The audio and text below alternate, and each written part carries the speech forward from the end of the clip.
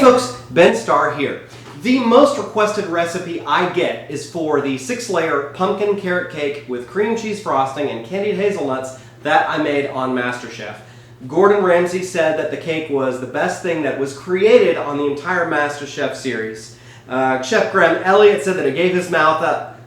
Well, I'm not going to tell you what he did because it's not very family friendly, but you can look it up on the internet if you want to. Anyway, this is a great cake. It's a cake that I invented and perfected over the past 5 years, and I get requests for the recipe and instructions on how to make the recipe pretty often. Now, for you seasoned bakers, surf right on over to my website, benstarr.com. Look under recipes and desserts. You'll find the recipe and you can take care of it without any problem if you're an experienced baker. Today I'm going to break down each step of the process for those who are not familiar with baking, because I get a lot of questions from beginning bakers who really want to bake this cake. So I'm going to teach you, even if you've never baked before, how to bake this cake perfectly today. Alright? So the first thing we're going to do is start by preparing our pans. This is a 9-inch round cake pan. You can use all sorts of different sizes. You can bake it in 2 9-inch rounds, but I'm going to show you how to replicate the exact cake I made on the show, which is a 6-layer cake. So we need 3 9-inch rounds, and we're going to slice each cake into 2 for a total of 6 layers. First thing we need to do is make pan liners. Now you can actually buy these pre-made, but they're a little more expensive than making your own. So I've got wax paper. You can also use parchment, but wax paper is cheaper. So we're going to pull out a piece of wax paper that's large enough to cover our pan. Tear it off so we've got a square here, alright? Now we're going to take our square and we're just going to fold it in half sideways. Alright, now we're going to fold it in half sideways in the same direction again. Always maintain the same direction as you fold.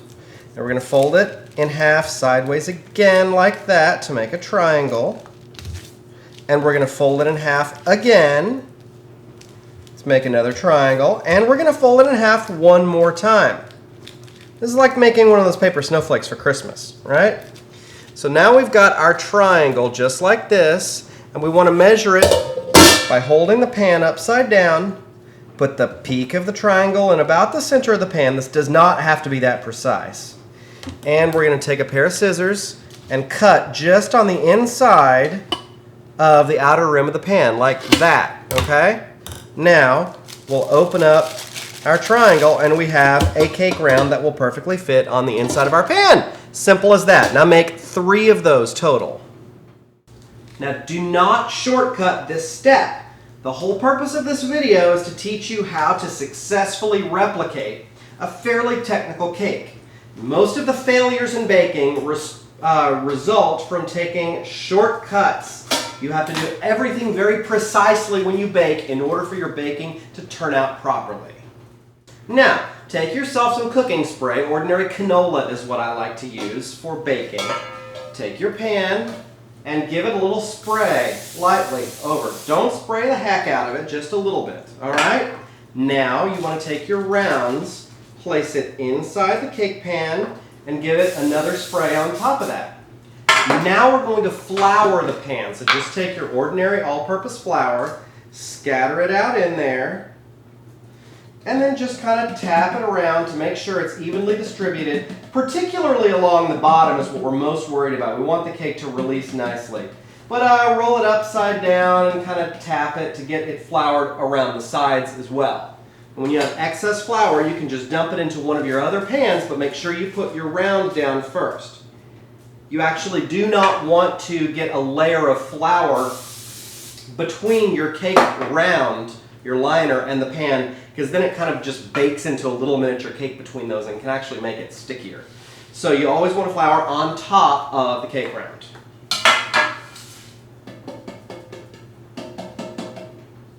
And you don't want excess flour because then you're going to have floury clumps stuck to the sides and bottom of your cake.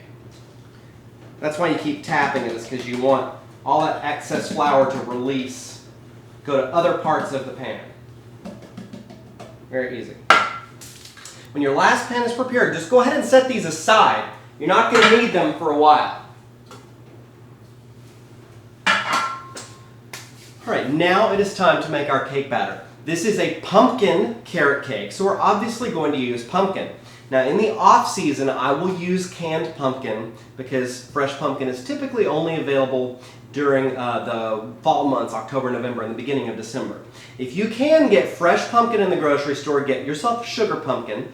Worst case scenario, use the jack-o'-lantern after you've carved for Halloween. But what you want to do is cut the pumpkin in half, turn it cut side down onto a baking sheet, and put it in the oven at 350 degrees until it's soft. For a little sugar pumpkin like this, that can take 30 or 45 minutes. For a big jack-o'-lantern, it might take an hour and a half. Once it's soft, let it cool completely first. Scoop the flesh out with a spoon, put it in your food processor and puree it. But what you're going to have then is a pumpkin puree that's extremely moist and wet. Too wet to bake this cake. So you want to extract some moisture from it. Take the puree that you've just done in your food processor, lay it out on a bath towel. Then put another bath towel on top of it, pat it down gently. Let it sit there for 5 minutes, and those towels are going to soak out the excess moisture. Then when you're done, just kind of use the towel to fold the pumpkin up into a mass, dump it into a bowl, and you're ready to go. If you'll look up my video on real pumpkin pie with no cans, you can actually see the footage of me roasting down a pumpkin, pureeing it, and soaking the extra moisture out with bath towels. If you're using fresh pumpkin puree, you're going to use about 2 cups of that. If you're using a can, you'll use an entire can of solid packed pumpkin. Don't get the pumpkin pie filling stuff. That's already seasoned and has some stuff in it that I don't know what it is. So make sure you're getting pure solid packed pumpkin. Now, if you, like me, like to always bake with fresh ingredients, in the off season when you can't get pumpkins, just get yourself a couple of big fat sweet potatoes. Poke holes in them with a fork, microwave them until they're soft, let them cool, then puree them. You won't have to soak up the excess moisture with towels because sweet potatoes have a lower moisture content than pumpkin. And I've actually found this cake rises a little bit higher with sweet potatoes than it does with pumpkin, probably because of that moisture content. So, sweet potatoes are totally fine to make this cake with in the off season. All right, let's get after our filling. First thing we're going to start with is 2½ cups of all-purpose flour. If you're introduced to baking recently, you're probably not weighing your ingredients, you're measuring them by volume. It's a really good idea to go ahead and make the leap into weighing your ingredients when you bake. A kitchen scale like this costs $20 to $30, which is a pricey investment for something like a scale, but it will win you over in the end with a better finished product. So if you are weighing your ingredients, you're going to use 12½ ounces of all-purpose flour. If you're still measuring your ingredients by volume, that's fine. 2½ cups, and this is how you properly measure a cup of flour. I'm telling you this because I've received all sorts of interesting questions about how you measure a cup of flour. One girl actually asked me, is it just as much as you can pile into a cup like that? And the answer is no.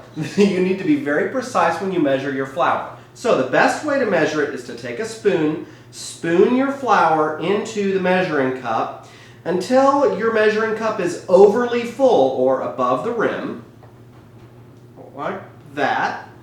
Now, take a perfectly flat edge like the bottom of a knife. Look at your knife. Some knives have a curve on them. You don't want that. You want a perfectly flat edge, and you're just going to rake off the excess flour back into the container so that you have a level surface even with the rim of the measuring cup. That is how you properly measure flour or any other dry ingredient like sugar. Even spices as well, when you're measuring by the teaspoon or tablespoon, overly fill it, rake it off. That is how you properly measure flour. All right, so 2½ cups of all-purpose flour. Now, baking powder, 4 teaspoons. There's a nice straight edge already built into most cans of baking powder so you can rake it off. 4 teaspoons of baking powder, and I'm using an aluminum-free baking powder. There's not much of a difference in the performance of the baking powder, but emerging research is showing us that it's not healthy for us to consume a lot of aluminum. So if you'll get an aluminum-free baking powder, it'll be marked on the top. That's better for you. Now, we are using also a teaspoon of baking soda. Baking powder and baking soda are both leavening agents. That means it causes your cake to rise. Baking soda is a chemical leavening agent. It reacts with acids that we're adding in the foods. Pumpkin has a slightly acid content to it, as do carrots. And when the acid hits the baking soda, it's going to cause carbon dioxide to be released, and that's going to help the cake rise. That's like, remember shaking vinegar and baking soda up in a pop bottle with the lid on when you were a kid and it shot the cork out the top? Same concept. Baking powder works both chemically and with heat. So when baking powder is heated, it releases carbon dioxide, and that also causes the cake to expand. So we're using those, as well as egg whites are also a leavening agent. We'll get there in just a second. All right? Now, also 1 teaspoon of salt. I'm using table salt here today. If you are good and only use kosher salt, you're going to use just shy of 2 teaspoons of salt because kosher salt is coarser. There's less overall sodium in kosher salt than there is in table salt. But most beginners aren't using kosher salt, which is why I'm giving you both. 1 teaspoon of table salt or 2 teaspoons of kosher salt. Now it's time for our spices. And I'm going to confess, I do not measure my spices. I do them by sight in my hand. But what you're going to do if you're measuring them is use about 2 tablespoons of cinnamon. Ooh, that's a lot of extra cinnamon. Okay? 2 tablespoons. This is a heavily spiced cake. You're really going to taste the flavors. About a tablespoon of ground ginger. All right? Good. A tablespoon of cardamom. And this is one that people always say, what? Cardamom? What the heck is that? Cardamom is a spice that's actually popular in Southeast Asia and the Middle East. It's usually associated with curries and savory dishes. But I've found that it really goes well with pumpkin, and especially with the warm spices like cinnamon and ginger. It's going to provide just enough of an exotic taste to this cake. To your friends are going to say, what on earth is this? This is good. I've never tasted anything like this before. Okay, so about a tablespoon of cardamom as well. Cardamom is a very expensive spice. It's usually $10 for a small bottle in the store. But if you will locate an Indian or Pakistani or Middle Eastern grocery store, you'll be able to buy a big bag of cardamom for about $7 or $8. That's the equivalent of 10 of these little bottles. So if you can do that, buy your spices in bulk. You can also get ginger there for really cheap, curry powder, coriander, cumin, all sorts of spices are really, really great to buy in bulk from ethnic grocery stores. All right, next, nutmeg. Now, I'd really encourage you to buy whole nutmeg in the store. It will last a lot longer, and it's really not more expensive. This bottle is about $10. A little bottle of ground nutmeg is like $6, and this is way more than that little bottle. So buy the whole nutmeg, use your little raspy grater like this, and just grate the nutmeg fresh into your cake. We're doing about a 1/4 teaspoon of nutmeg. Nutmeg is filled, like all spices, with volatile oils that evaporate very quickly. So if you buy the pre-ground nutmeg, it loses its flavor very, very fast. But if you could actually see this, there are little veins of beautiful, rich, dark oil in there. And when I put this back into the bottle, in 2 days, those veins are going to be gone because the oil evaporates. So, nutmeg is one of the spices that it's very easy to grate and use fresh, so get yourself whole nutmeg in the grocery store. And we're going to do about a 1/4 teaspoon of ground allspice. That's optional. If you don't have allspice, leave it out. And a 1/4 teaspoon of ground cloves. And I do like to use that, so make sure you have cloves. They're common in a lot of recipes for the holidays. All right, those are our dry ingredients. Now I'm just going to kind of stir them around a little bit with my fingers. And the next thing that we want to do is aerate them through sifting. Now, this is just a regular strainer, right? Just about everybody has one of these. You can also get a flour sifter, but it's not necessary. This doubles just fine. So scoop out your flour like this and just hit the side of it and let it dust right back in there. What this is doing is adding air between the particles of flour, and it's going to give us a much lighter texture to our cake. We're going to do that about 5 or 6 times. Now it's time for our wet ingredients, and we are going to start with 2 sticks or 8 ounces, half a pound of unsalted butter. Now, I get a lot of questions about butter as well, whether to use salted or unsalted butter in my recipes. There's a very simple answer. Never use salted butter in recipes. Salted butter only has one purpose, and that is to spread on a piece of toast or a bagel or a pancake or a waffle before you eat it. Never buy salted butter if you're baking or cooking with it. You will never, ever, ever use salted butter in a recipe. If you are, you're actually throwing your salt content completely off because a recipe calls for salt in addition to butter. And every brand of salted butter has a different salt content in it, okay? So never use salted butter when you're baking or cooking. Always use unsalted. Now this butter has been softened. That does not mean room temperature. You only want to leave your butter on the countertop for about an hour outside of the fridge before you use it. If the butter is too soft, you're not going to get as good a rise out of the cake. So don't let it sit there until it's all mushy. We're going to put it in our stand mixer. Now, you cannot bake a cake without a mixer, at least not this cake. If you do, it's going to drive you crazy, beating like crazy with your hand in a whisk, especially on the egg whites, and you're never going to bake again. You really need a mixer. A hand mixer will work, but you're going to get superior results with a stand mixer. Ask for it for your birthday, for Halloween, for Christmas, for an anniversary, but a stand mixer is going to change your life in the kitchen. I am in love with this thing. It is my favorite item in my kitchen. I use it almost every day, so do yourself a favor and get yourself a stand mixer, okay? So we're going to cream this butter for about a minute on pretty high speed until it's nice and soft and fluffy.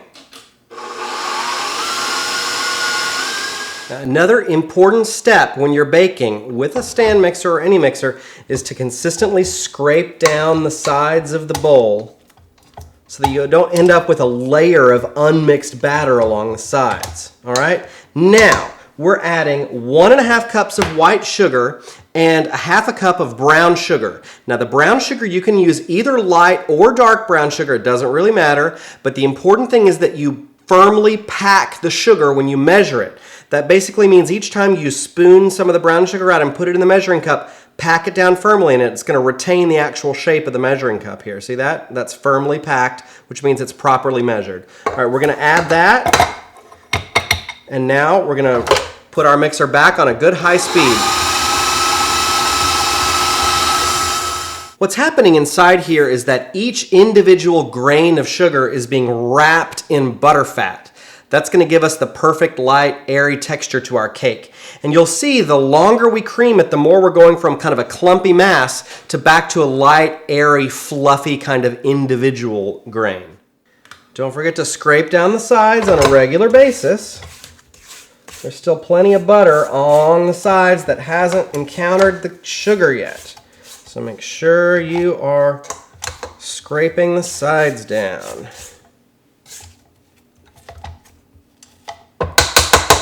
And you'll always want to err on the side of too much creaming rather than too little.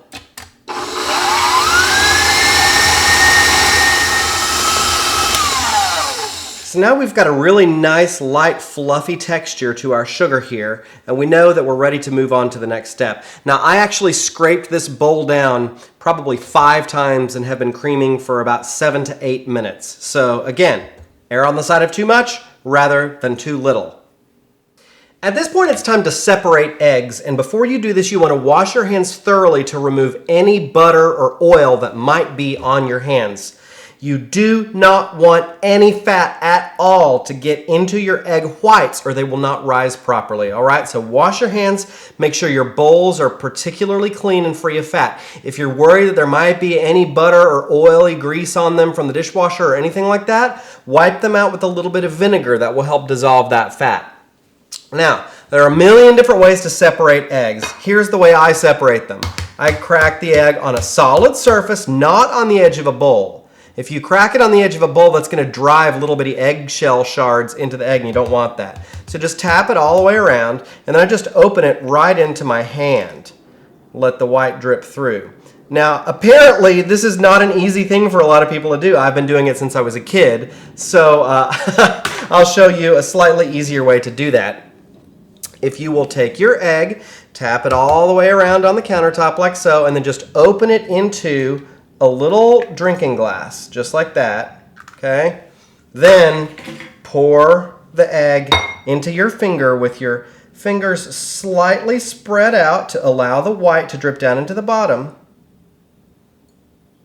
And then set your egg yolk elsewhere. Now, it is important that you do not allow any of that egg yolk to run through into your egg whites. So if the yolk breaks, you're screwed and you have to start over, all right? So you might want to do this in a separate one, and if your white is clean, you can pour it into your main bowl, all right? We're aiming for 6 whites, but only 3 yolks. So you can either discard the rest of the yolks or use them to make custard or anything else that you want, all right?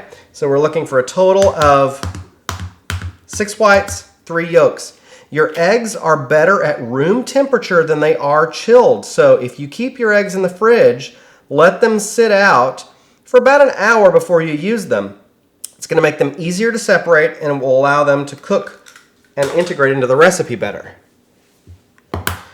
I've also seen a lot of people do this weird thing where they separate the shell halves like this, and then they pour the yolk back and forth between the shells, but that's just asking for your yolk to break and to ruin your whites. So I really prefer doing it by hand. It's a little bit messy, but it's better. Now scrape down the sides of your bowl again.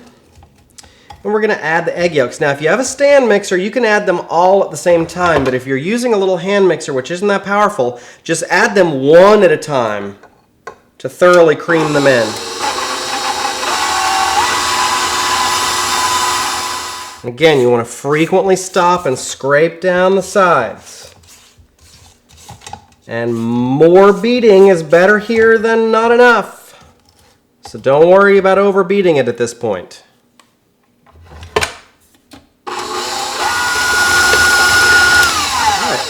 At this point, our batter hasn't really changed in appearance or consistency. It's just kind of fuller because those egg yolks have expanded and absorbed a lot of air. So we're going to scrape down our sides again one more time. And now we're going to add our pumpkin. This is 1 1/4 cups of pumpkin puree. And of course, you can use canned pumpkin if you really want to, or sweet potato puree works just as well. And we are also going to add at this point about a teaspoon of vanilla. I'm using Mexican vanilla because it's cheap and delicious. And back to the beat.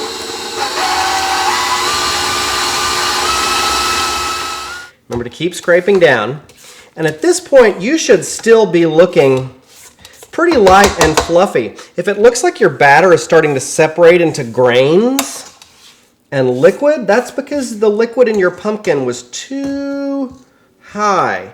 You really want to make sure you're using a fairly dry puree. So if the brand of canned pumpkin that you're using doesn't work for you, you might want to spread your puree out between several layers of paper towels before you use it to absorb excess moisture. Same thing if you're making homemade puree.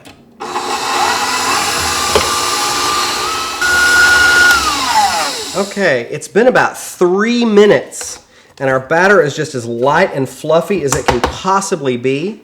Doesn't even look like there's pumpkin in there, it just disappeared. And now we're going to add our carrots. These are 2 cups of shredded carrots, and I actually shred my carrots in the food processor because it's a lot easier, but you can grate them by hand. I actually leave the skin on the carrots. I don't peel them first.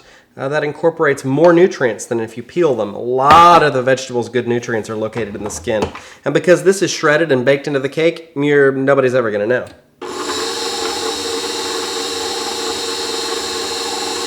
Incorporate this on low speed, just until the carrots look like they're well mixed in. Okay, now it is time to incorporate the dry ingredients that we created earlier. And what we're going to do this in stages. I'm going to take the bowl out of the mixer and I'm going to sift in about 1/3 of the dry ingredients. Again, our goal at this point is to keep as much air in the cake batter as possible. So this is going to go back in on low speed just until we don't see any more dry flour.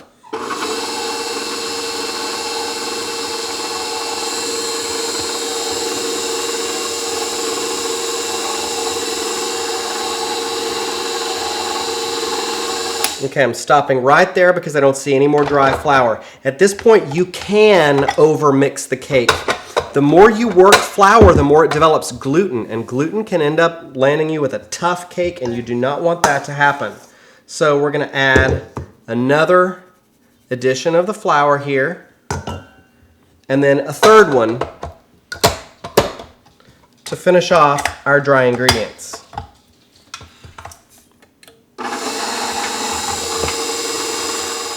After the final addition of flour, let your paddle go on for about 15 or 20 seconds to make sure all the dry ingredients are thoroughly mixed in, staying on low speed, and we're done. Now we're going to transfer this batter into a bowl. Now with our cake batter transferred into a bowl, it's time to wash out our mixer bowl. If you happen to have a second mixer bowl, you're in luck and can proceed right on ahead. But for the rest of us, it's time to thoroughly and meticulously wash this bowl. It cannot have any trace of fat in it as we go into the next step, which is beating our egg whites. And we've got a lot of fat in here from butter and egg yolks. Even there's fat in the pumpkin and the carrot. So we've got to wash all this fat out. If you're extra paranoid, give yourself a final rinse with vinegar before you proceed. That will dissolve out the rest of the fat. Done washing your bowl, dry it out with paper towels or with a freshly laundered dish towel. Do not use one that is hanging on the handle of your stove or something like that, because it may actually have a lot of oil or fat inside it, and then you're just going to be layering fat back into this bowl. It's critical that this bowl be spotlessly clean and free of all traces of fat, oil, or grease for the next step. You're going to change from the paddle attachment to your whisk attachment. And if you're using a hand blender at home, you have to make sure you wash your beaters as meticulously as you wash the bowl. No fat at all on the beater as well. Now we're going to add our 6 room temperature egg whites. And it's time to beat some egg whites. And this is the step where most home cooks fail because they do not know how to properly beat egg whites. I'm going to teach you how to do it the easy way, all right? So begin these whites on medium speed until they're foamy.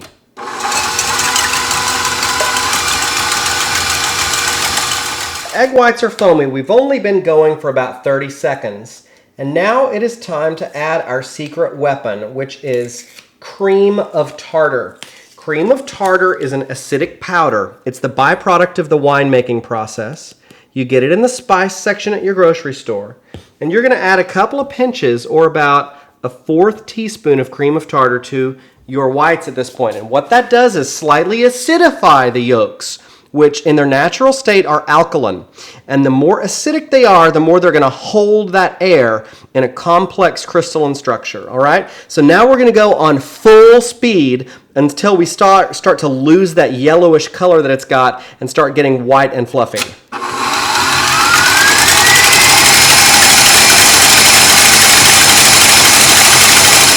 Okay.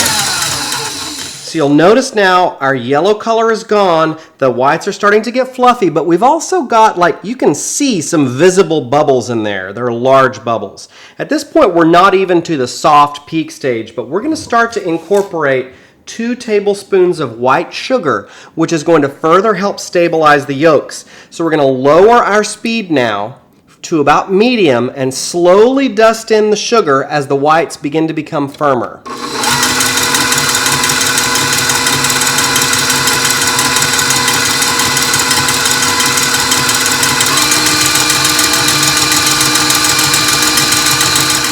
Now be patient, this last step may take several minutes. You'll notice that the individual bubble size is starting to get smaller and smaller as the whites reach our stiff peak stage. But we're still quite a ways from there. We just don't want to take it there too fast, otherwise we might overbeat our whites. So after you've incorporated those 2 tablespoons of sugar, let it keep going at medium speed, watching it very carefully.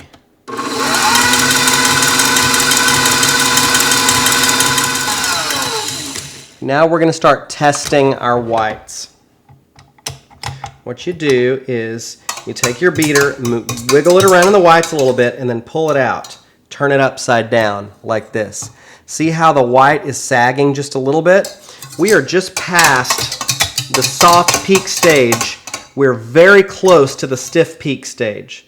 Actually, we're almost there. I'm going to let it go just a little bit longer, maybe 30 seconds at medium-low speed.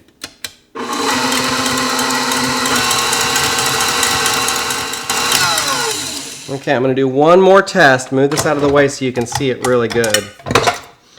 Okay, stir the whites around, pull it out, and I'm still getting, see that? I'm still getting that peak drooping down. We're not quite to stiff peaks yet. However, it is critically important that you do not overbeat your whites. So, err on the side of softer peaks rather than stiffer peaks if you've never done this before.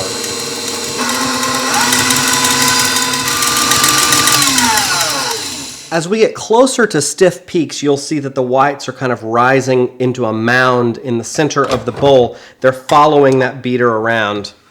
All right, let's do another test here. Stir the whites around good, pick up, and look at that. That peak is sticking pretty much straight up toward the camera. It's kind of hard to see because I'm underneath there, right? But that is a stiff peak, and as I turn it around, it does not fall or collapse, okay?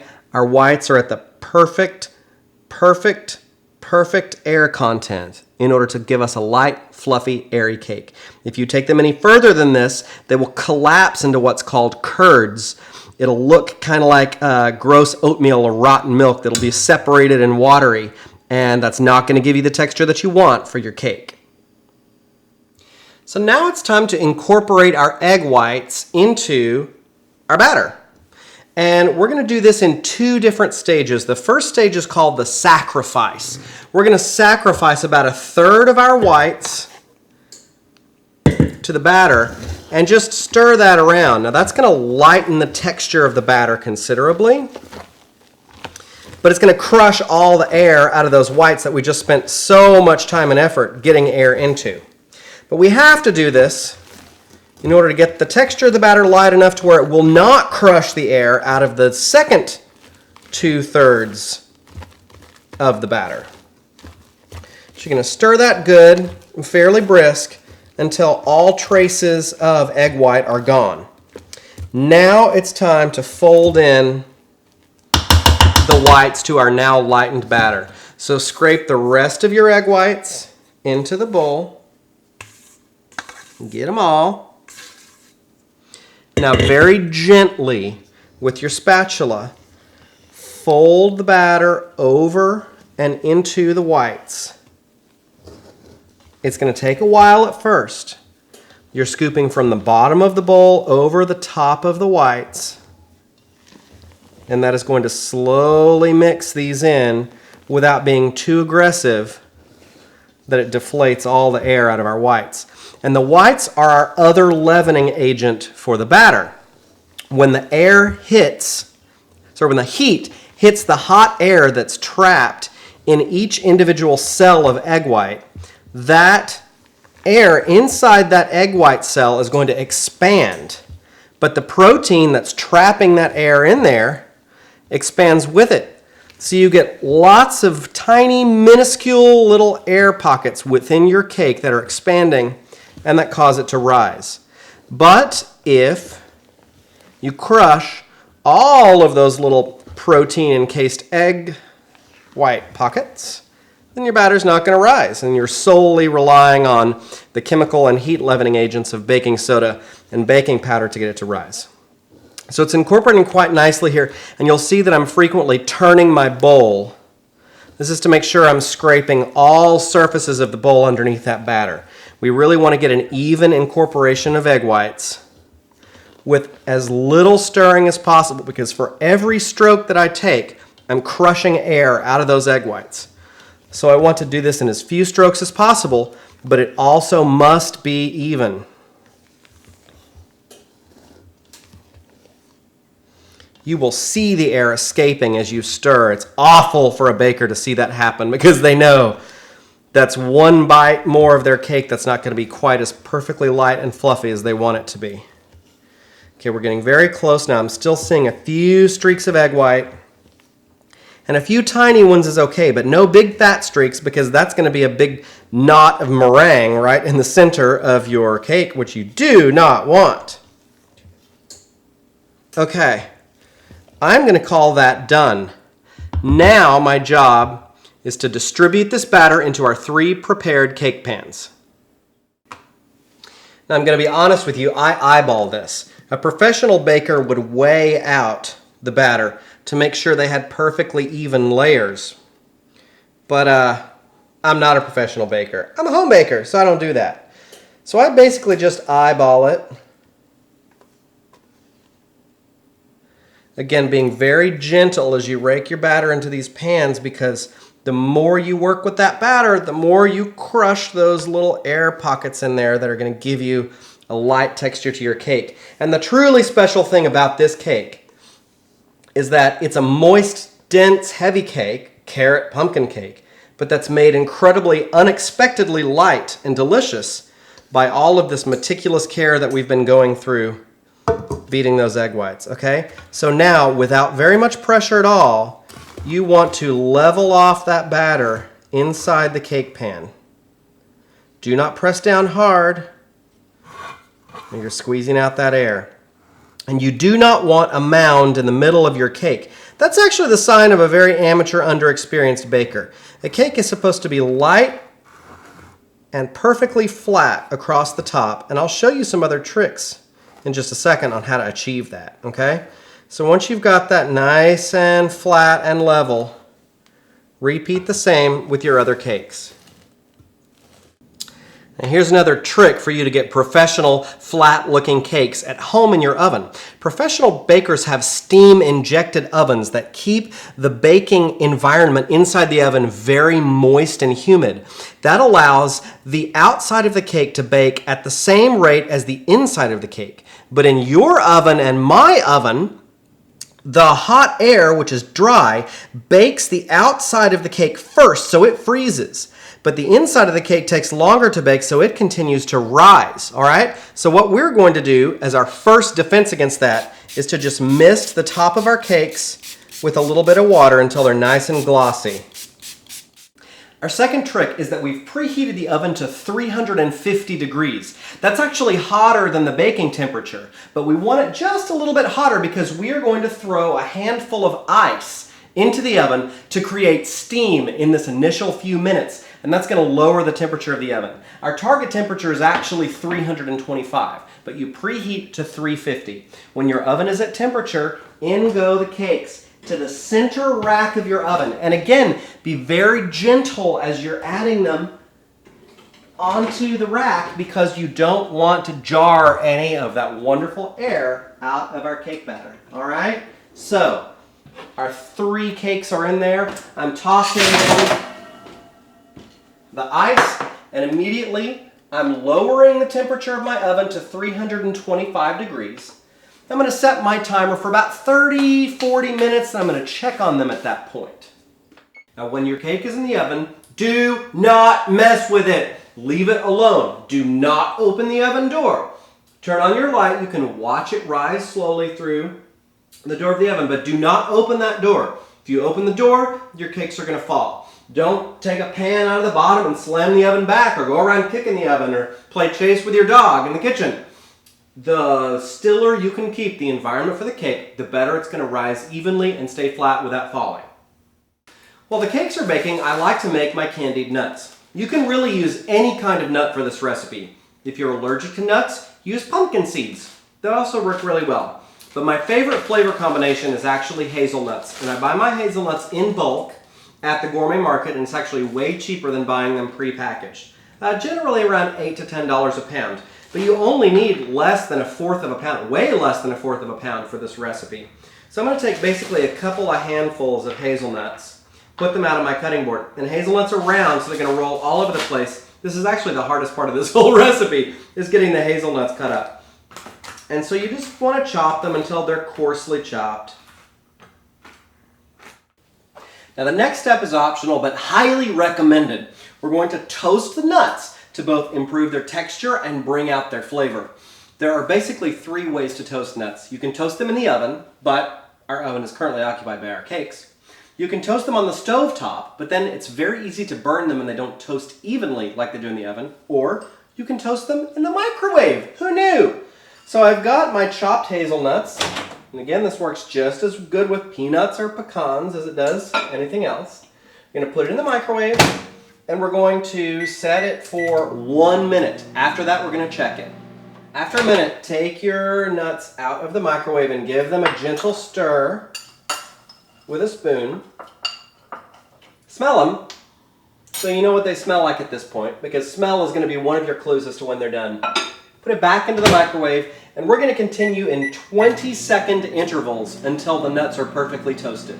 Everybody's microwave is a little bit different, so it's better to take it slow at this point than to rush straight in. Once you learn how quickly your microwave toasts the nuts, though, you'll be able to do it in longer or shorter intervals and get it done very quickly.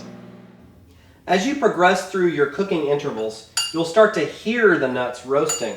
You'll smell them start to change, and you'll also see some dark browning start to happen. For hazelnuts, it happens in the very center of the nut. There's a small cavity, I call it heart. You'll see some browning begin to take place there.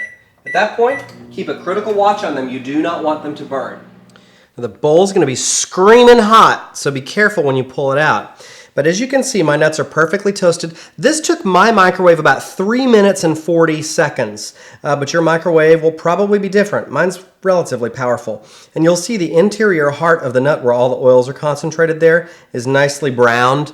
That means that those nuts are perfectly toasted. This step is the step that intimidates almost all newbies when it comes to making this cake, and that is making the candy.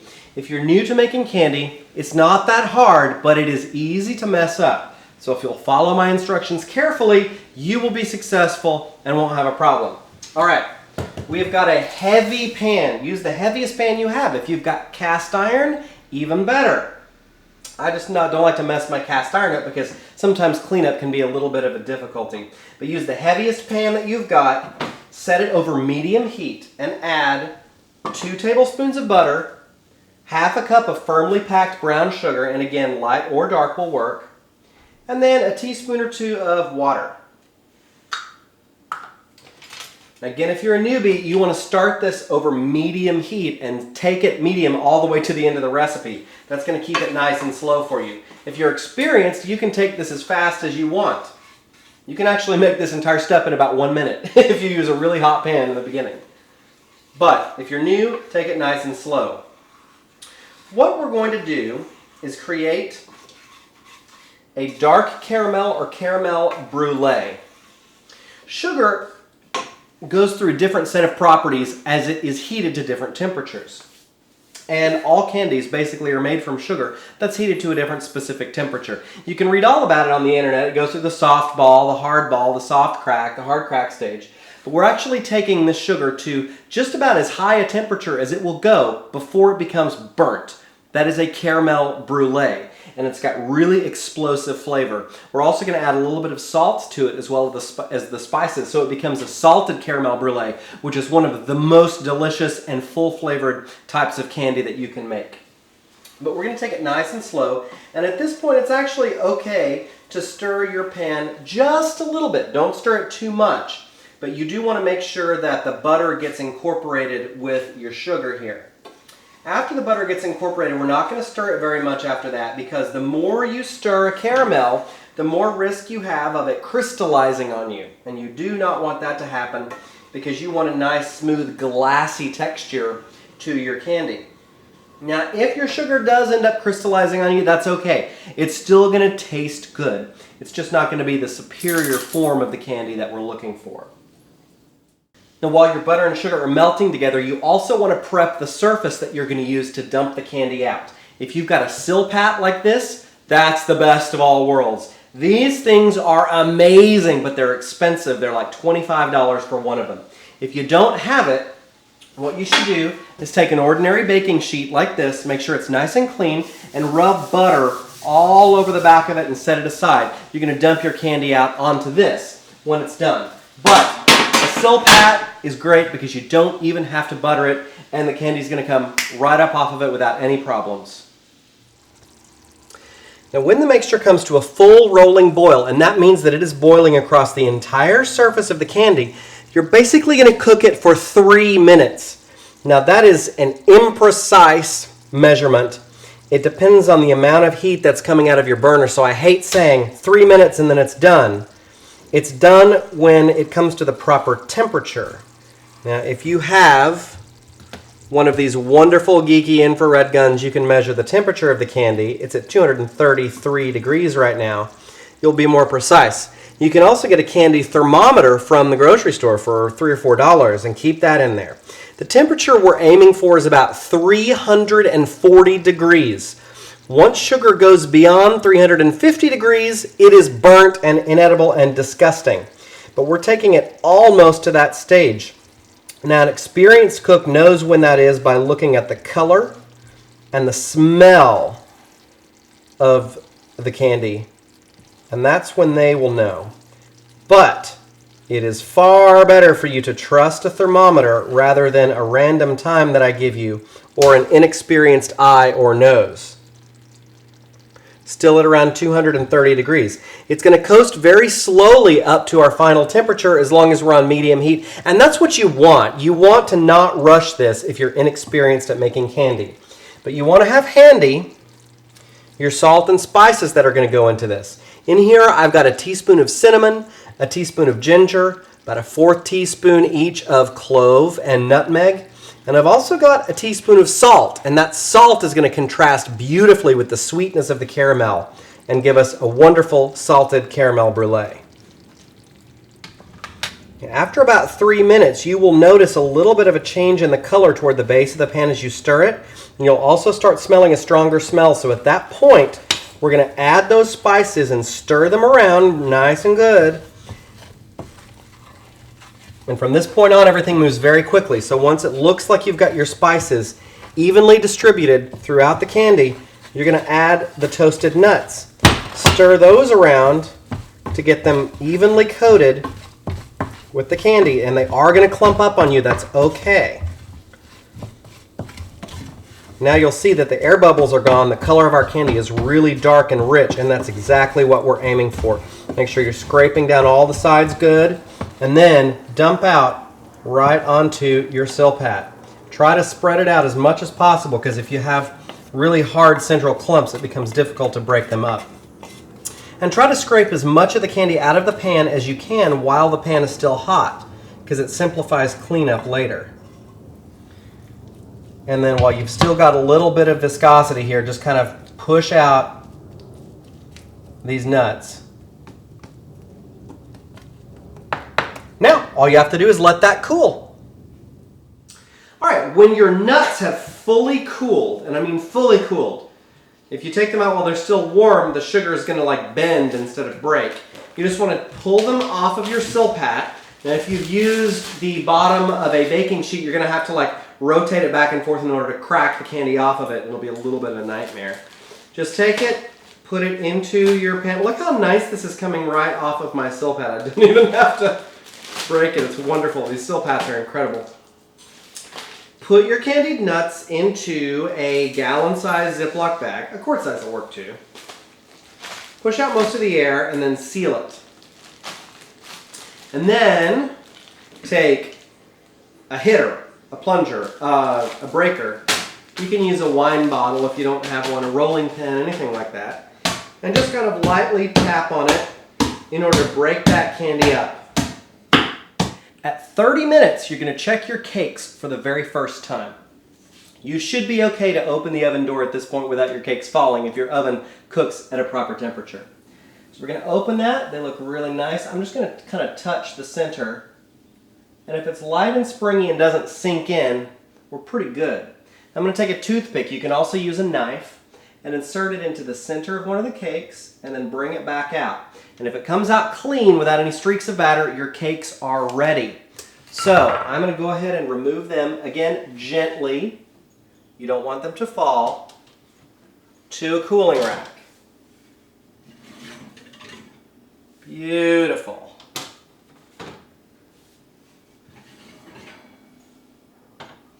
Now you'll notice the cakes are slightly rounded at this point. That's okay. They are going to sink just a little bit as they cool, but they look and smell delicious.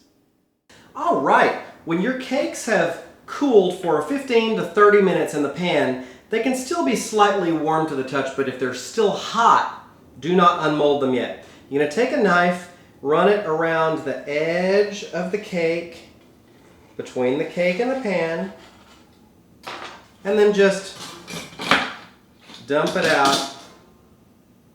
You may have to tap it just a little bit to get it to loosen. Perfect. Onto the pan.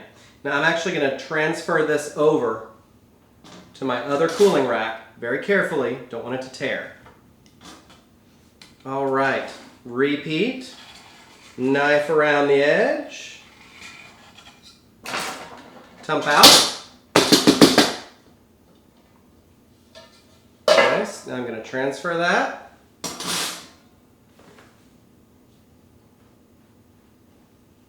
And our final one.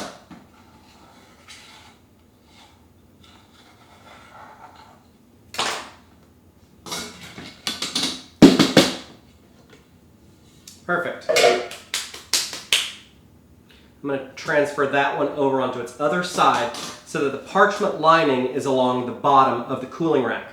I'm going to put these in the freezer for 45 minutes to an hour before I cut them and frost them because they're going to hold up a lot better and I'm going to have less risk of tearing the cakes. They are relatively fragile, moist cakes, but they look so good.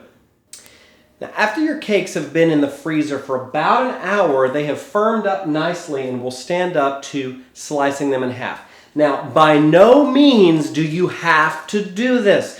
This is only if you want to make a 6-layer cake, which is a very elegant presentation. If you're making this for your family at home for Thanksgiving, something like that, make it in 3 layers. It's going to be fine.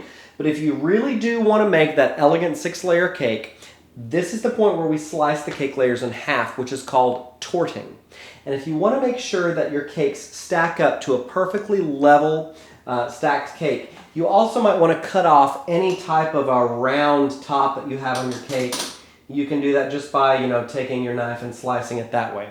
I generally leave mine on because it's going to be okay. Now, for torting, officially you want a torting knife, but if you don't have one, use a bread knife. Any long, very thin blade that's serrated on the edge will work nicely for you. So the first thing that you need to do is remove your cake from the cooling rack. And if you've still got that layer on the bottom of cake liner, it's going to go pretty easily for you. But if you find that it's stuck, just take yourself a spatula and kind of pry it up. Just be careful that you don't tear your cake. All right? You're going to take the cake, set it near the edge of a countertop, just like this. You're going to put your hand on the top of the cake. This is going to allow you to kind of feel the knife blade on the inside and feel where it's at. You want to take the knife blade and hold it perfectly perpendicular. Don't tilt it to the top or to the bottom because then your cake's not going to cut evenly, all right? So you're going to set it halfway up the side of the cake and just start slicing back and forth very, very gently. Let the knife do the work. Do not force it into the cake. And then slowly, using your palm, begin to rotate the cake as you slice. Tiny little back and forth motions, and make sure you're keeping that blade perfectly perpendicular, or rather parallel to the ground. Do not force it through the cake. Take your time. There's no need to rush this particular step. Keep rotating that cake around, and eventually you're going to get through the entire cake, and you have perfectly torted your cake in half, 2 layers. Repeat that with the other 2 layers, and you'll have 6 layers ready to be frosted. And once I have all of my layers torted, I like to put them back into the freezer for 30 or 45 more minutes to let them stiffen up for frosting. So the cake is complex, the candied nuts are complex. Luckily, the icing could not be simpler. We're going to start with 2 sticks of unsalted butter. We're going to cream those with the paddle attachment until they're nice and smooth.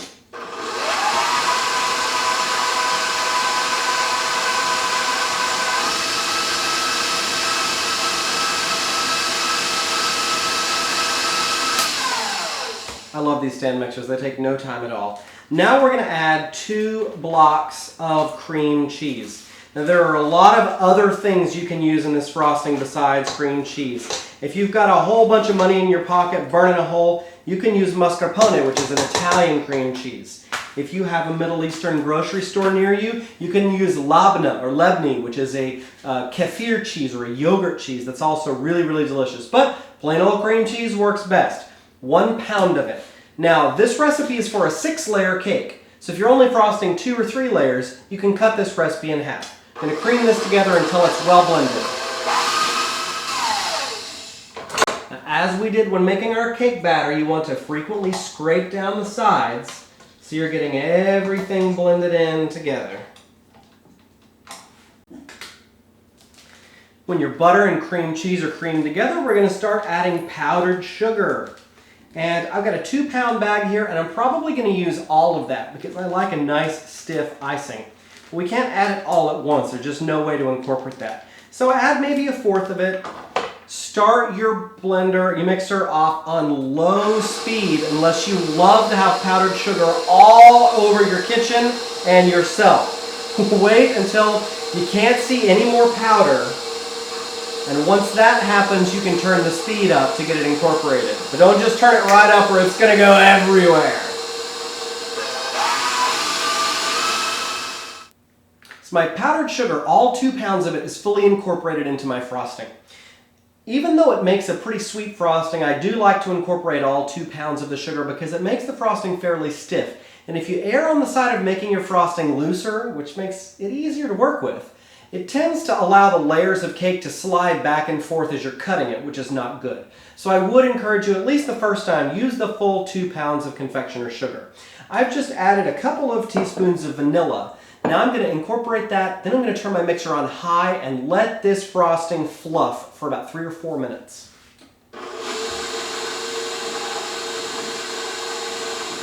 Okay, my frosting is complete. Now I'm going to show you an easy way to use it to frost the cake. Take yourself a gallon-sized Ziploc bag like this. Scoop the frosting into it. Now at this point I need to tell you that I'm actually shipping this cake to a friend for his wedding tomorrow. So I'm only frosting it halfway, and I'm going to ship the rest of the frosting for him to use when it gets there. So I'm actually just going to use a quart-size bag today because I'm only frosting between the layers. So unfortunately, you're not going to get to see me frost it all the way through completion. But once you see me frost the first few layers, you'll get the picture. The rest of it will be totally simple for you. All right, getting close here. That should be about as much as I will need to frost between all 6 layers. Actually, no, I've got 6 layers. I should keep going a little bit more.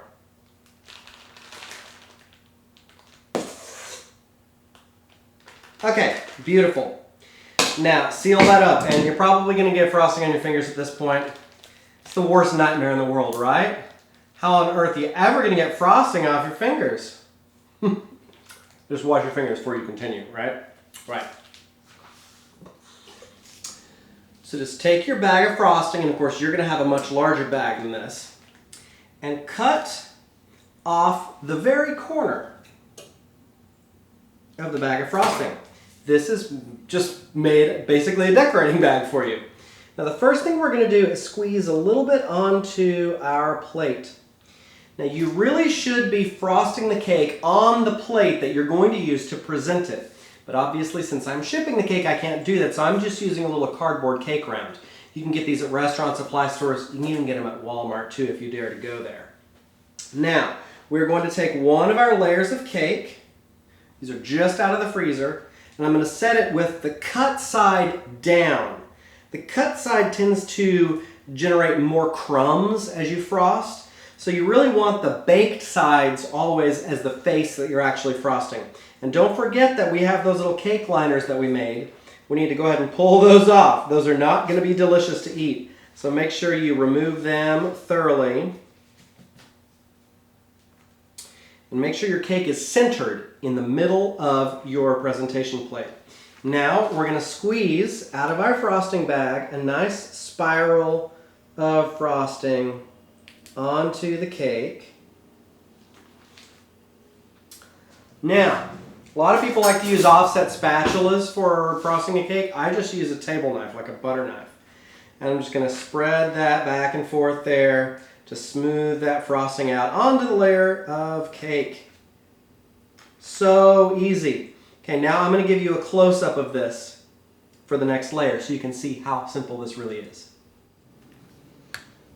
Okay, we're going to take our next layer of cake, cut side down, set it onto the cake and remove that pan liner.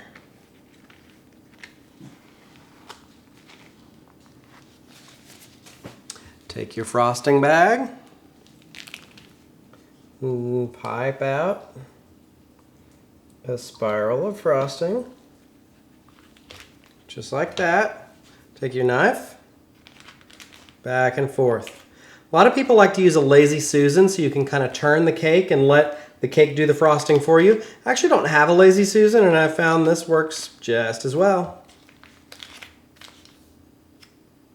You can always pipe on a little bit extra if you need it, but those two came out beautifully. Now, our next layer.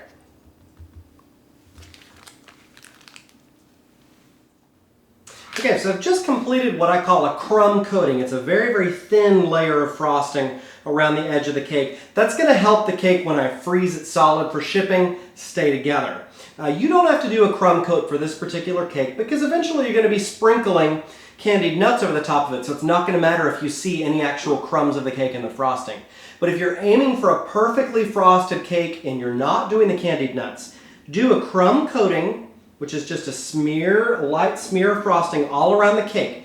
Put it in the freezer for half an hour to an hour, then come out and finish applying the frosting, and you won't get any of those unsightly crumbs in the outer layer of your cake. Now, if you are making this with the candied nuts, go ahead and fully frost the cake all the way over. Sprinkle some of the candied nuts on the top. Take some and kind of gently just pat them into the frosting on the sides. That's going to be messy. You're going to get frosting all over your hands and nuts all over the countertop. Just scoop up the rest of them and put them back along the sides, and you'll be good to go. That is it. My world-famous 6-layer pumpkin carrot cake with cream cheese frosting and candied hazelnuts. It's not easy, but anybody can do it if you take it step by step. For the full recipe, hit my website, benstarr.com. Thanks and have an awesome day.